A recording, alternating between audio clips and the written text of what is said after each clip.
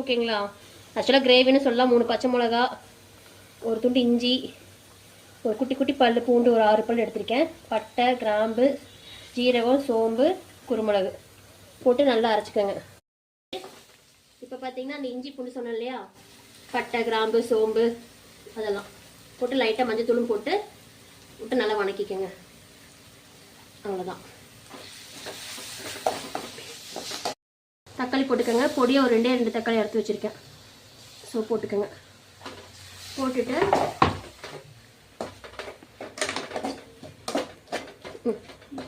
சரிடா பேசாதீங்க.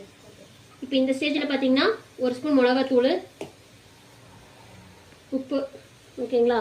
இது பொடி பிள்ளைங்க, நான் கல்லுப்பு தான் வந்து பொடிச்சு வச்சுருக்கேன். ஸோ போட்டுக்கோங்க. கொஞ்சம் சிக்கன் மசாலா தூள். ஓகே.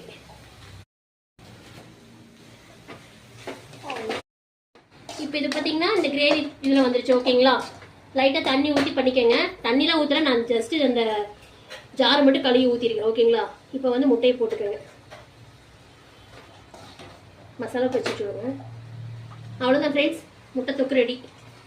அந்த மசாலா மட்டும் மேலே வச்சு ஸ்டவ் ஆஃப் பண்ணிடுங்க. இது வேகணுங்கிற நீடெல்லாம் இல்லை.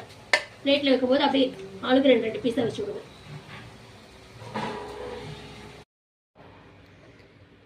ஓகே, முட்டை தொக்கு ரெடி. நீ பிளேட்டில் சாப்பிட வேண்டியதான்.